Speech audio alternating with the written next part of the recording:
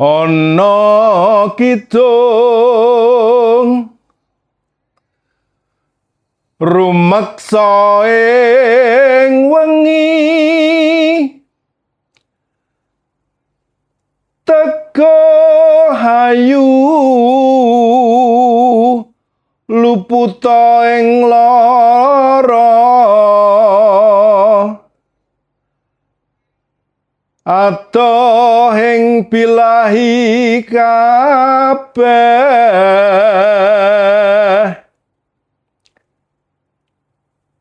dem setan datan purun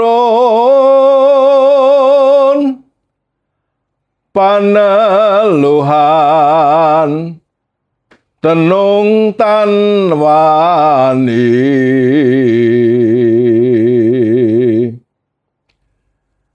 mewah panggawe Allah gunaning wong luput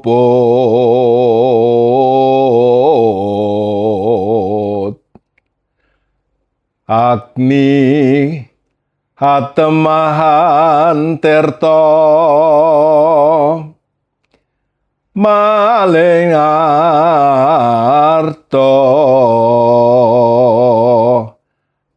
tanono ngarahing mami tuju duduk panserno.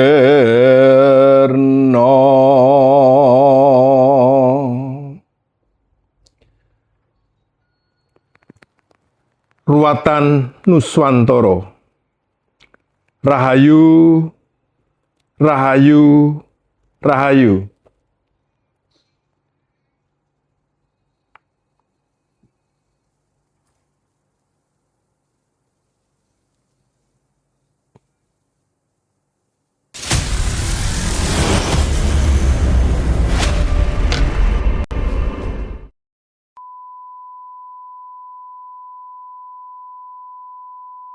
Saudara-saudaraku, sebangsa dan setanah air. Hari ini saya ingin mengatakan sesuatu yang mungkin pahit. Tetapi justru yang pahit itulah yang bisa menyembuhkan bangsa dan negara ini. Indonesia tidak sedang kekurangan tanah yang subur. Tidak kekurangan laut. Tidak kekurangan gunung yang kaya, tidak kekurangan sumber daya, dan tidak kekurangan orang pinter. Yang sedang hilang dari bangsa ini adalah keberanian untuk berkata jujur, keteguhan untuk berkata benar, dan keberanian melawan segala bentuk kezaliman, meskipun dilakukan oleh orang-orang berkuasa. Karena itu, gerakan Ruat Nusantara tidak boleh berhenti sebagai simbol saja. Tidak boleh berhenti sebagai ritual, tidak boleh berhenti sebagai romantisme budaya saja. Ruat Nusantara harus menjadi gerakan kesadaran nasional. Gerakan untuk meruat cara berpikir, meruat cara berkuasa, meruat cara berdagang, meruat cara beragama, dan meruat cara manusia memperlakukan sesama manusia. Sebab bangsa yang rusak bukan hanya karena pencuri uang negara, tetapi karena terlalu banyak orang baik yang memilih diam dan bisu. Hari ini kita hidup di zaman ketika kebohongan dipoles menjadi pencitraan. Kezoliman dibungkus pidato. Keserakahan diberi nama pembangunan. Dan pengkhianatan kepada rakyat sering disamarkan sebagai strategi politik. Padahal bangsa besar tidak dibangun oleh manusia paling cerdas, tetapi oleh manusia yang masih punya rasa malu. Malu berkhianat, malu mencuri hak rakyat, malu menjual belikan hukum, malu memakan uang yang bukan haknya. Karena kerusakan terbesar bangsa ini bukan kemiskinan ekonomi, tetapi kemiskinan integritas. Saudara-saudaraku, kita harus mengembalikan makna kekuasaan. Kekuasaan bukan alat untuk menguasai manusia. Kekuasaan adalah amanah untuk melayani manusia.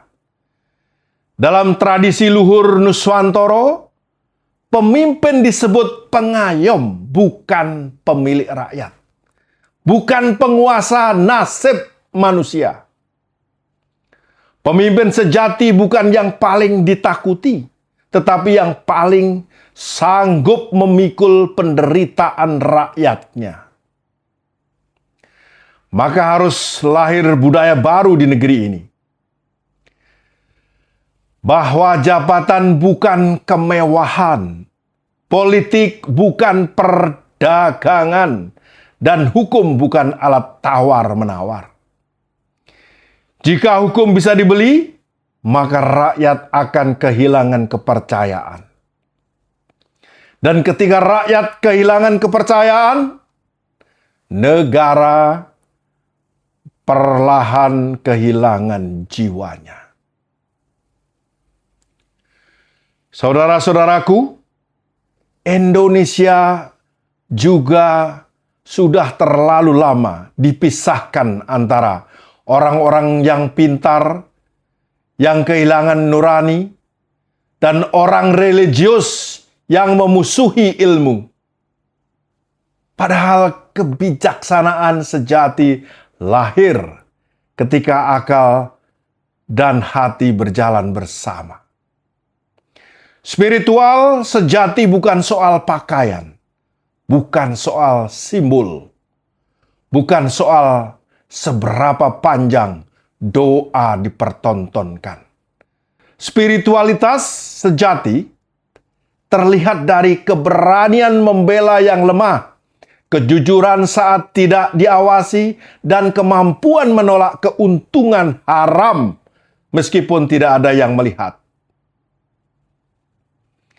Karena Tuhan tidak hanya mendengar doa kita, tetapi juga melihat cara kita memperlakukan sesama manusia dan semua makhluk hidup lainnya. Saudara-saudaraku, kita juga harus menghidupkan kembali tentang gotong royong. Hari ini, manusia terlalu sibuk mengejar kemewahan palsu. Segala sesuatu diukur dengan uang. Segala sesuatu dihitung dengan keuntungan pribadi. Padahal jiwa Nusantara dibangun dengan satu kalimat sederhana. Aku hidup karena kita. Karena itu, hormatilah petani. Hormatilah nelayan, hormatilah guru, hormatilah pekerja kecil, hormatilah seniman dan rakyat biasa yang menjaga kehidupan bangsa ini tetap berjalan.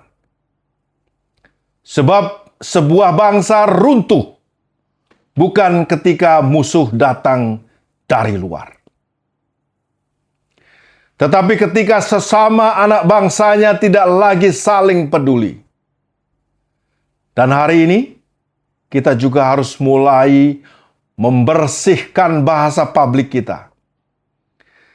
Terlalu banyak fitnah, terlalu banyak kebencian, terlalu banyak penghinaan yang diproduksi demi kekuasaan. Ingat, bahasa adalah energi peradaban. Jika bahasa publik dipenuhi racun, maka jiwa bangsa ikut rusak. Maka mulailah disiplin baru. Berbicara jujur, berpikir jernih, dan berhenti memelihara kebencian demi kepentingan sesaat. Saudara-saudaraku, perubahan tidak selalu dimulai dari istana. Tidak selalu dimulai dari parlemen. Tidak selalu dimulai dari orang besar. Revolusi moral bisa dimulai dari hal-hal yang paling kecil. Pedagang yang berhenti menipu, hakim yang tidak bisa dibeli, polisi yang tidak memeras, guru yang mengajar dengan hati, anak muda yang berhenti memuliakan kemewahan palsu. Karena perubahan besar selalu lahir dari disiplin kecil yang dilakukan terus-menerus. Dan dengarkan ini baik-baik. Indonesia tidak membutuhkan manusia sempurna. Indonesia membutuhkan manusia yang sadar bahwa mencintai bangsa bukan hanya dengan slogan, bukan hanya dengan teriak nasionalisme, bukan hanya dengan bendera dan upacara, tetapi dengan keberanian hidup benar, meskipun sendirian. Karena bangsa yang kehilangan moral akan tetap dijajah, meskipun benderanya masih berkibar. Tetapi bangsa yang menemukan kembali nuraninya akan bangkit, bahkan setelah berkali-kali dihancurkan oleh sejarah. Maka jangan takut berkata benar. Jangan takut melawan ketidakadilan. Dan jangan takut berdiri sendirian demi kejujuran. Sebab mungkin satu orang yang berani berkata jujur lebih berharga bagi masa depan bangsa kita Indonesia. Daripada 1000 orang pintar yang memilih diam dan membisu. Berani mengatakan kejujuran, berani bersaksi atas kebenaran, tidaklah cukup. Kita harus berani melawan segala bentuk kezaliman. Gugur gunung, tungo dinungo andum selamat. Rahayu, rahayu, rahayu.